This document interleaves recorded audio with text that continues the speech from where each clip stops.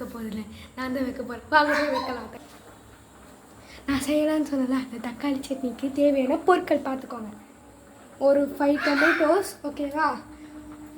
ஒரு 4 வெங்காயம், நறுக்கிற வெங்காயம், கொஞ்சம் கொத்தமல்லி, 50 ml எண்ணெய், சீரகம் 2 டீஸ்பூன், கடுகு 1 டீஸ்பூன், தனியா பொடி 1 டீஸ்பூன், மிளகாத்தூள் 2 டீஸ்பூன், மஞ்சள்தூள் கொஞ்சம், சிட்டிக்கு கருவேப்பிலை கொஞ்சம். இப்போ நம்ம என்ன பண்ண போகிறோம், நம்ம இந்த தக்காளியை இப்போ எடுத்து அவிக்க போகிறோம். இதில் போட்டு அவிச்சு ஒரு 10 minutes தண்ணி குறைச்சோன்னே ஆஃப் பண்ணிக்கோ.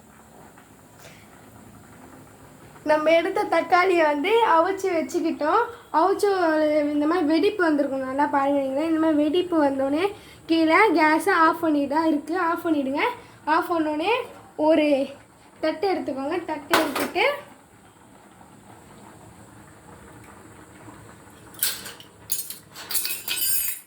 இந்த மாதிரி ஒரு கரண்டி எடுத்துக்கோங்க. கரண்டி ஏன்னா சூடாக இருக்கும் தக்காளி. கரண்டியை எடுத்து தட்டில் எடுத்து வச்சுக்கோங்க பொறுமையாக. நம்ம எடுத்து 5 தக்காளியை வேக வச்சாச்சு. இது எப்படின்னா தண்ணி கொதிச்சோடனே 10 minutesல போட்டு இந்த தக்காளி எடுத்துடணும். எடுத்துக்கோங்க இந்த தக்காளியை. தக்காளி கொஞ்சம் நேரம் 5 minutes ஆறுனதுக்கப்புறம் தோல் உரிக்கலாம். நம்ம அவிச்ச தக்காளியை இங்கே பாருங்கள், இந்த மாதிரி தோல் உரித்து வச்சுக்கணும். எப்படின்னா கையில் இப்படி எடுத்தாலே இந்த தோல் அழகாக வந்துடும் கையிலேயே. ஆறிச்சு நல்லா தக்காளி, அதனால் நான் எடுத்துருக்கேன். நீங்களும் நல்லா ஆற வச்சுட்டு இந்த மாதிரி தோல் மொத்தத்தையும் எடுத்துக்கோங்க. எல்லா தக்காளியிலும் தோல் எடுத்துக்கணும். இதுக்கப்புறம் நம்ம மிக்ஸி ஜாரில் போட்டு அரைச்சி எடுத்துக்கணும். அம்மிக்கல் இருக்கவங்க வீட்டில் வந்து ஆட்டுக்கல்லில் போட்டு ஆட்டிக்கலாம் நீங்கள். இல்லைன்னா வந்து இந்த மாதிரி தக்காளியை தோல் உரிச்சிட்டு மிக்ஸியில் போட்டு அரைச்சிக்கோங்க. நம்ம உரிச்ச தக்காளி எடுத்து மிக்ஸி ஜாரில் இப்போ மாற்றிக்க போகிறோம். ஃபஸ்ட்டு கொஞ்சம் கொஞ்சமாக போட்டு அரைங்க மிக்ஸி ஜாரில்.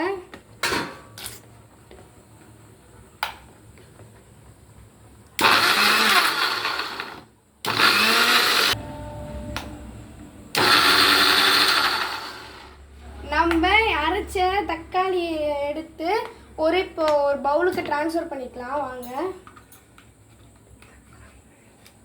தக்காளி பழச்சாறு இதை நம்ம எடுத்து இந்த மாதிரி நல்லா நைஸாக அரைச்சிக்கோங்க.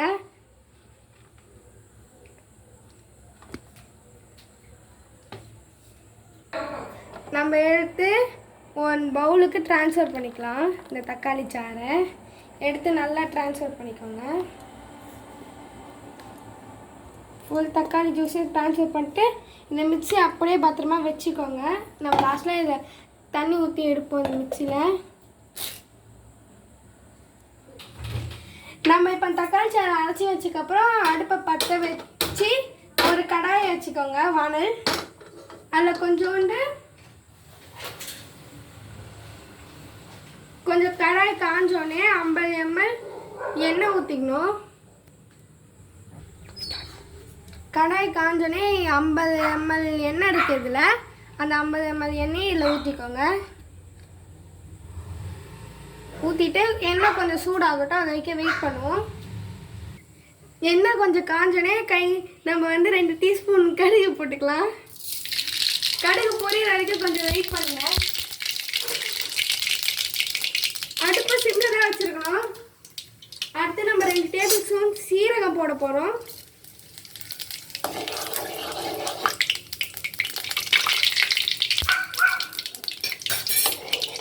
சீரகம் கொஞ்சம் நல்லா பொரிஞ்சோடனே சீரகம் நல்லா பொரியிட்டு அதை நிற்க வெயிட் பண்ணுங்க.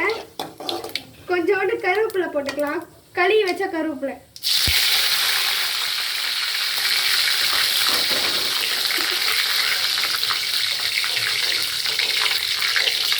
கருவேப்பிலை போட்டதுக்கப்புறம் ஒரு 4 சின்ன வெங்காயம் நறுக்கி வச்சுருக்கோம். நாங்கள் இங்கே 4 சின்ன வெங்காயத்தையும் எடுத்து போட்டுக்கலாம்.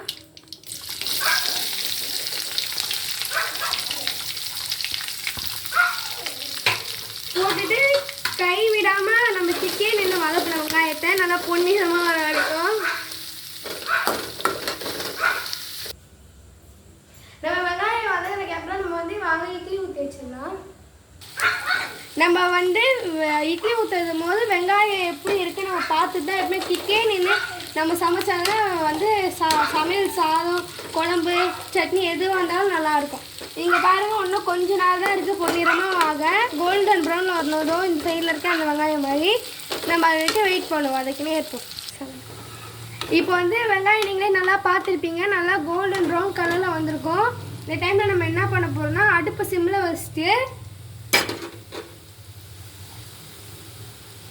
தக்காளி அரைச்சி வச்சோன்னா நம்ம அந்த தக்காளி சாறையில் ஊற்றணும்.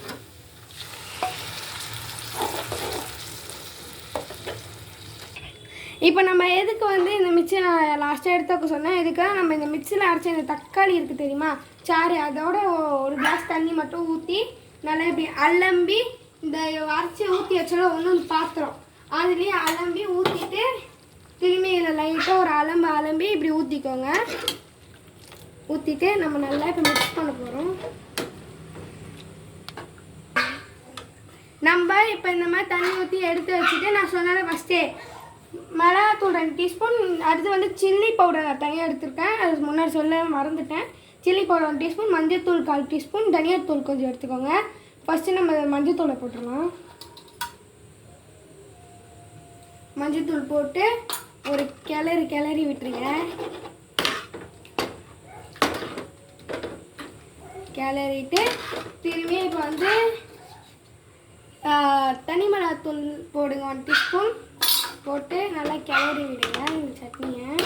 அப்போ ஏன் நம்ம தனி மிளகாத்தூள் போடுறோம், அந்த சட்னி கடையில் அந்த கலர் இருக்குது பார்த்தீங்களா, அந்த கலரே தனி மிளகாத்தூள் தான் இருக்குது. நம்ம போட்டு நல்லா கிளறி விட்டுறோம்.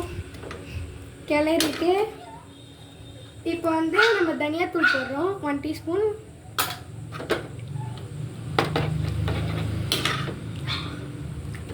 போட்டு லாஸ்ட்டாக தான் நம்ம மிளகாத்தூள் வந்து 2 டீஸ்பூன் போட போகிறோம். லாஸ்ட்டாக மிளகாத்தூள் இது 2 டீஸ்பூன் போட்டோம். நம்ம 2வது டீஸ்பூன் மிளகாத்தூளே போட்டுடுறோம். போட்டுட்டு நல்லா மிக்ஸ் பண்ணி விட்டுக்கோங்க.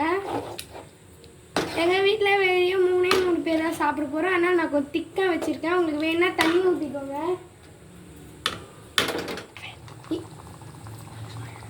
நம்ம வந்து 1 டேபிள் ஸ்பூன் ஆஃப் உப்பு போட போகிறோம். இங்கே பார்த்துக்கோங்க 1 டேபிள் ஸ்பூன் உப்பு போட்டு நல்லா கிளறி விட்டுக்கோங்க. கிளறி விட்டுட்டு இப்போ தான் தெரிஞ்சிச்சு எங்கள் அக்காவும் சாப்பிட போகிறாங்களா. ஸோ வந்து 1 கிளாஸ் ஆஃப் தண்ணி ஊற்றிக்கலாம்.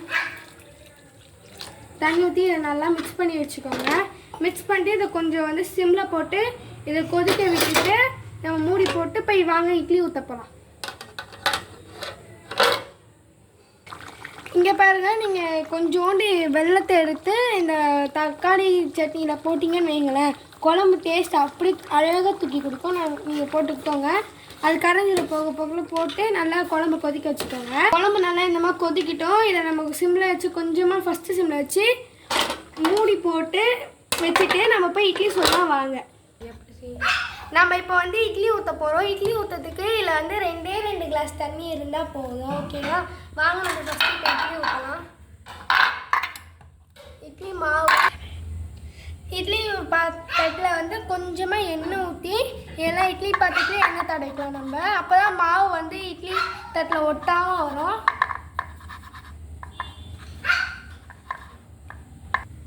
நம்ம எல்லாம் இட்லி தட்டில் இந்த மாதிரி எண்ணெய் தேய்ச்சி வச்சுட்டோம். இப்போ நம்ம மாவு ஊற்ற வேண்டியதான். நம்ம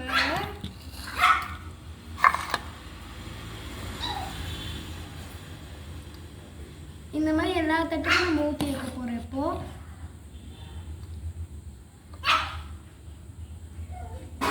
சொல்ல போனால் எங்கள் வீட்டில் இன்றைக்கி வந்து டேடி மம்மி வீட்டில் இல்லை. நைட்டு டின்னர் எங்களை சமைக்க சொல்லிட்டு போயிட்டாங்க. ஸோ நாங்கள் தான் வந்து டின்னர் சமைச்சிருக்கோம். இதெல்லாம் வந்து எங்கள் பாட்டிக்கிட்டேருந்து தான் நாங்கள் கற்றுக்கிட்டோம். எங்கள் பாட்டி தான் எங்களுக்கு எல்லாமே சொல்லி தருவாங்க. மம்மியும் சொல்லி தருவாங்க, கொஞ்சம் மம்மி சொல்லி தருவாங்க. மீதி நேரம் ஹாலிடேஸில் இப்போ பாட்டி வீட்டுக்கு போயிட்டு இருந்தால் பாட்டி புதுசாக இந்த டிஷ்ஷு சொன்னாங்களா, சரி நம்ம இன்றைக்கி ட்ரை பண்ணி பார்த்து நம்ம வியூவர்ஸ்க்கும் சொல்லலான்னு நினச்சேன். ஸோ மம்மி டேடியும் கடைக்கு வெளில ஷாப்பிங் போனாங்க. கரெக்டாக ஆப்பர்ச்சுனிட்டி கிடச்சிருச்சு. அதனால் நாங்கள் செய்கிறோம். இன்றைக்கி நைட் எங்கள் டேடி மம்மி டின்னர் எப்படி இருக்குன்னு சொல்லிட்டு சாப்பிட்டு காட்டுவாங்க. அதை நான் பார்ட் 2ல் போடுறேன். இந்த மாதிரி நம்ம இட்லி தட்டில் மொத்த இட்லியும் ஊற்றி வச்சுக்கிட்டோம். நம்ம குழம்பு நேரத்துக்கு கொதிச்சிட்ருக்கோம். நம்ம ஆஃப் பண்ணிடலாம் குழம்ப. இது பார்த்தீங்களா, ரோட்டுக்கடை தக்காளி சட்னி குழம்பு மாதிரி எவ்வளோ அழகாக கலர்ஃபுல்லாக வந்துருக்கு பார்த்தீங்களா. இப்போ டேஸ்ட்டுக்கே எங்கள் அக்காகிட்டே இதை கொடுக்க போகிறோம். ஏன்னா வீட்டில் வேறு யாரும் இல்லை, நானும் எங்கள் அக்கா மட்டும்தான் இருக்கோம். ஸோ நான் ஃபஸ்ட்டு டேஸ்ட் பண்ணுறேன். அத்தை எங்கள் அக்கா கிட்ட கொடுங்க. குழம்பு நல்லா இருக்கு எங்கள் பாட்டி சொன்னாங்க. குழம்பு இப்போ எங்கள் அக்காகிட்ட கொடுக்க போகிறேன். எப்படி இருக்குது டேஸ்ட் பண்ணுக்கா? சூப்பராக இருக்குது. ஓகே, நாங்கள் சக்ஸஸ்ஃபுல்லாக தக்காளி சட்னி வச்சு முடிச்சிட்டோம். இப்போ வந்து இதை க்ளோஸ் பண்ணிவிட்டு ஆஃப் பண்ணிடலாம் கீழே. இப்போ வாங்க நம்ம இட்லி தட்டை கண்டினியூ பண்ணலாம். இப்போ வந்து நம்ம 3 இட்லி தட்டுலேயும் வச்சு ஊற்ற போகிறோம். இங்கே பாருங்கள், உங்களுக்கு ஒரு தனியாக ஒரு சீக்ரெட் சொல்லட்டா? இந்த இட்லி மாவு வந்து ஊற்றும் போது எப்பவுமே வந்து நீங்கள் வந்து உங்கள் வீட்டில் பழைய ரேஷன் துணி இருக்குது தெரியுமா? ரேஷனில் கொடுப்பாங்களே வேஷ்டி, அந்த வேஷ்டியை குட்டியாக ஒரு இந்த சைஸ் தட்டு சைஸ்க்கு மட்டும் எடுத்து கட் பண்ணி வச்சுக்கோங்க. கட் பண்ணி வச்சுட்டு அதை துவச்சி நீங்கள் வச்சிங்கன்னா இட்லி மாவு ஊற்றத்துமே இது மேலே அந்த துணியை போட்டுட்டு நீங்கள் இட்லி மாவு ஊற்றுனீங்கன்னு வைங்களேன், உங்களுக்கு சாஃப்டாக ஒரு இட்லி. எங்கள் வீட்டில் எப்போவுமே சாஃப்டாக தான் இருக்கும் இட்லி. ஏன்னா வந்து எங்கள் வீட்டில் அந்த துணி காணாமல் போயிடுச்சு.